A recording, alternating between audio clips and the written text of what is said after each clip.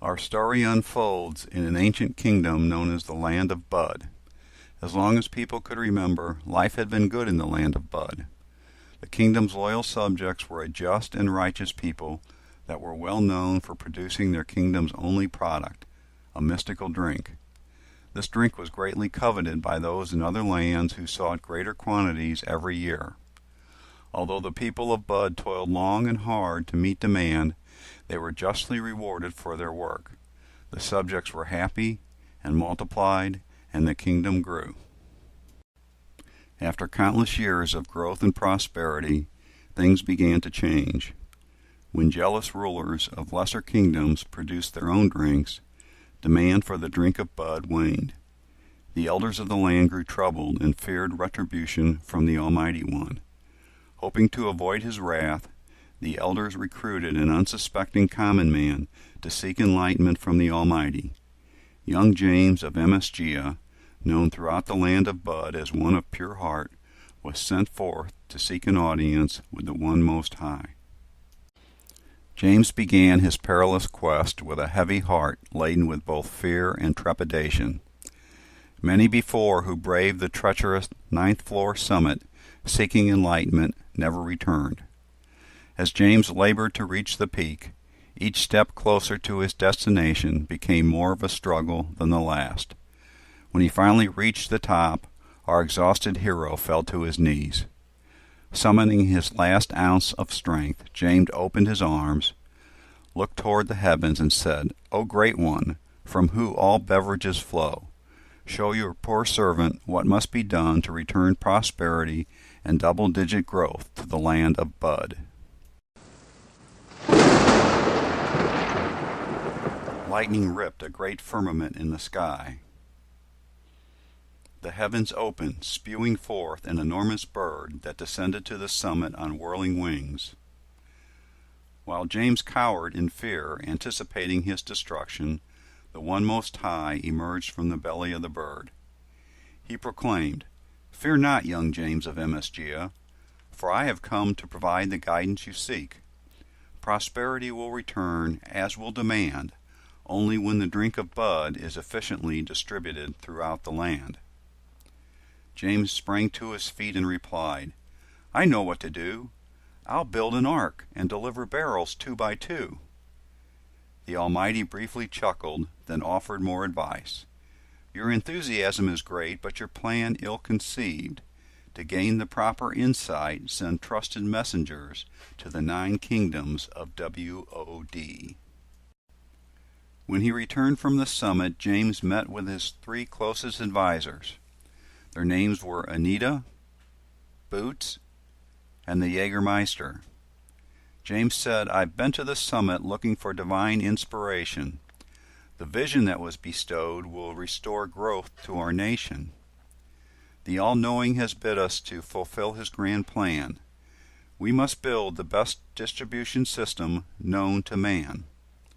Our task will be difficult, the sacrifice is great. The naysayers will be many, but this is our fate.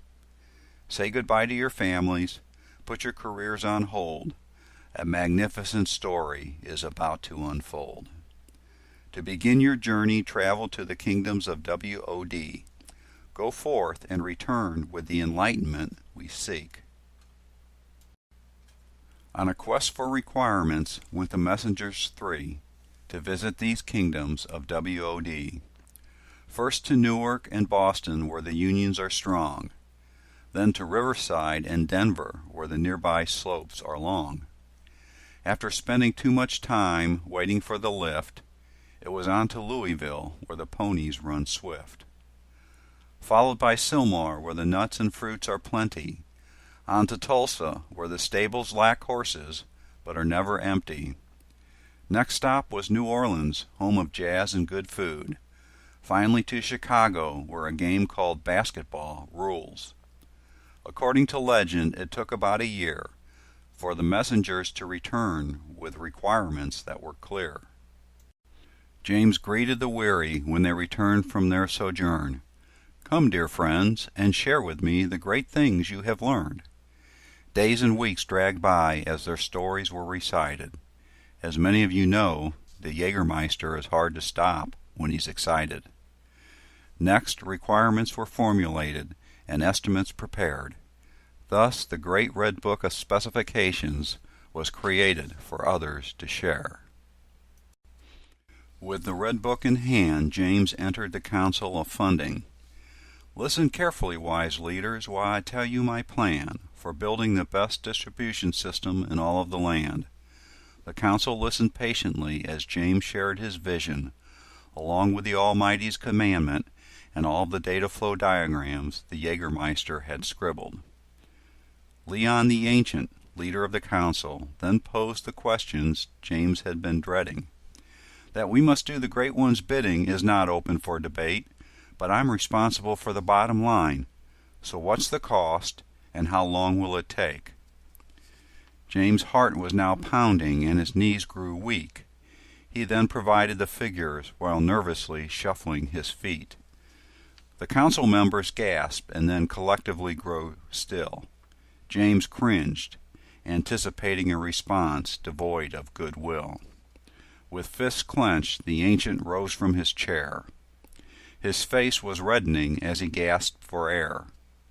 No one was quite ready for Leon's next question, which shook the room like thunder from heaven. "Young man, were you of sound mind when you prepared this request? If so, are you willing to submit to a saliva test?" Anita lost her lunch and exited the room. Boots soon followed when he noticed yellow water dripping from both shoes. The discourse that followed included much cursing and gnashing of teeth. Throughout the debate, James remained steadfast, proving to all that his convictions ran deep. When a consensus could not be reached by which all could abide, Kenny the Traveler rose from the audience and rushed to Jim's side. As Wad's most trusted adviser, Kenny was respected throughout the land for both his courage and honor. Since this project is just and my resources are great, I will fund the task James of MSGA undertakes. With funding approved, staffing became the next major concern. James sent out a call for skilled engineers and artisans all over the earth. From distant cities and remote villages they came. Hokey, Super Dave, Wild Bill, G-Man, and Big Daddy were a few of the more infamous names. Everyone pulled together and carried their weight as the system now called WCS began to take shape. We built data dictionaries, menus, spoolers, and job scheduling tools, then thanked the Almighty that Super Dave, G-Man, and Wild Bill were Unix gurus. All obstacles that appeared were circumvented in some way. Everyone rejoiced when the son of Bruni declared that ScreenSuck had another incredible day. Next came the applications, and things really got rough. Not even the great Stringer could understand the pricing and discounting stuff. Schedules slipped and progress stalled. We felt like we were running a marathon and had just hit the wall. Undaunted by these setbacks, James cheered us on. "You are the best of the best," became his rallying call. But even his optimism suffered when learning that Kenny the Traveler had to mortgage a vow. When James asked the Almighty for guidance in his hour of need, the goddess of pricing descended from the clouds on a magnificent steed. With an angelic voice she spoke to the team. "I've been sent to bless your work, as well as dispel your fatigue." As she walked among us dispensing water and good cheer, we redoubled our efforts and pressed on with renewed vigor. With minds cleared by this heavenly vision, the boys of Noran finally escaped the pits of confusion. After the subsystems were completed one by one, planning for the first installations was earnestly begun. James sent one final prayer for resources to the One of Great Worth, which was answered when tech writers, installers, and trainers descended like manna to earth. The first installations were tough, but we persevered. For his ongoing support against growing opposition, James was greatly revered. After the successful installation of Newark, we paused to celebrate. A grand party was held on Lynch Street for all to partake. Many stories have been written about that fateful night, where sadly we learned the consequences of sinful delight. Mass quantities of food and drink were consumed with wild abandon. What happened next was truly hard to imagine. Zorita, queen of the gypsies, performed for the males. She enticed many suitors with the dance of disappearing veils. Boots, Glenn, and Doug were charmed by her spell. Super Dave appeared to be smitten as well. We breathed a sigh of relief when she crowned Super Dave as her king. Those that were rejected celebrated their Passover at Buzzy's Feast of Three Bean. With our sins forgiven, we pressed on with the installations, first completing the wads and then moving on to independent nations. When Ron the lubricator came aboard, WCS became a well-oiled machine, although we suspect much of our hardware ended up in his home PC. To quote Kenny the Traveler, "Things don't get any better than this." If you need further proof, see what the Almighty granted for Glenn's 40th birthday wish.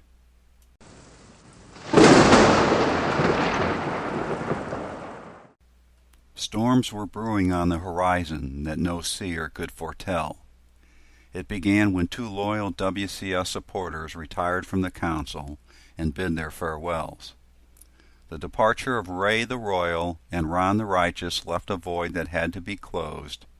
The council's search for a new leader spread all over the globe. In the land of GE, they hired Bob the Masonite. He was a smooth talker who promised to bring good things to life. The Masonite's arrival was celebrated throughout the land. He was warmly greeted by high fives and the slapping of hands. In each sermon, Bob preached about vision, re-engineering, and help desk consolidation, and always concluded by announcing another departmental reorganization. The Masonite quickly demonstrated a fondness for expensive technology. James also experienced a dark side that few others could see.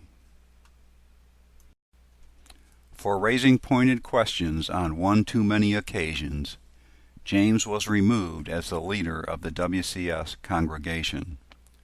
So began our descent into the depths of despair. We prayed for deliverance from this reign of terror. Our prayers went unanswered as we sank further into the abyss, all the while losing sight of our core business. When Bob dedicated his idol to the gods of technology, the Almighty could tolerate no more and intervened. His righteousness appeared before the council as a pillar of fire. The Masonite fled the kingdom with flames leaping from his attire. Still glaring, the all-powerful then said to the council, "You have squandered precious resources while straying from my vision. You are all accountable for supporting the infidels' decisions. William the Wise, you are now leader of the council. Bring the budget under control. For that, I hold you responsible. You must sacrifice a project, I don't care which one. So let it be written, so shall it be done." Behind doors that were closed, the fate of WCS was decided by the casting of votes. On All Hallows Eve, James was told to assemble his troops. William the Wise then somberly delivered the ghoulish news. WCS is no more, and for that I am regretful. But my solemn promise to James is to take care of his people. Perry, king of pigeons, then posed his now famous question, "Is there any chance the Almighty will reverse his decision?" When William the Wise answered negatively, an enraged Jägermeister rushed out of the meeting. Jägs assembled his diagrams and stormed the 9th floor, only to be stopped by the archangels of security and heavily sedated at the door. While hiding in a restroom, the lubricator relayed the bad news, which flew from his cell phone to our users quicker than excrement through a goose. A group of courageous wholesalers, led by the brothers Craig, then offered prayers from a duck blind in hopes that WCS would be saved. The Almighty grew angry and smote many waterfowl from the sky. How dare you question the commandments of the One Most High? You should know by now that I work in mysterious ways. WCS may yet live to see another day. In order for WCS to grow and prosper, it must be freed from our existing corporate structure. Only in the land of Doherty will WCS find the freedom it needs, but the journey is perilous and certainly not for the weak. James sent out a call to all of his people.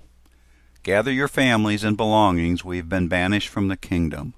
We must find a new homeland in order to secure our freedom. So the children of WCS began their exodus from the land of Bud. Into the wilderness of despair James led them, one by one. Perry, king of pigeons, offered prayers one last time, again vainly hoping that the Almighty would change his mind. During the long journey, many friends were lost to different paths along the way. Those that remained grew more discouraged each day. For 500 days and 500 nights we wandered lost in the wilderness searching for liberty. All the while Temmie the tenacious tried to secure our safe passage by battling lawyers in their dens of iniquity. When we finally beheld the land of Doherty on the distant landscape, the tenacious one faltered, and hordes of lawyers escaped. The lawyers mounted their steeds and immediately gave chase. Our desperate flight was then halted with the great river of bureaucracy blocking our way. Exhausted, James stumbled and fell on his face. He then told his children why he could not finish the race. I am weak and fear that my end has come. Grieve not, because the needs of the many outweigh the needs of the one. I will try to slow the lawyers, but you must press on. Using his last ounce of strength, James struggled to his feet, smiled defiantly at the approaching lawyers, then struck his staff where the river ran deep. The river of bureaucracy parted, clearing our way. Tears filled our eyes as we obeyed James' last wish, said our goodbyes, and picked up our pace. With arms opened wide, Ron, the king of Doherty, welcomed us to his kingdom. He then mounted his white horse and rushed to our fallen leader. Rise up, James of MSGA. Draw strength from my hand. Your life is yet full. We are far from the end. Go now as my prince and enjoy your vacation cruise. Return refreshed, because we have much marketing to do. Thank you, kind audience, for listening to Jim's story. I'd like to leave you with one final thought before closing. Even though this is where tonight's story ends, there are many books yet to be written about the Prince of WCS.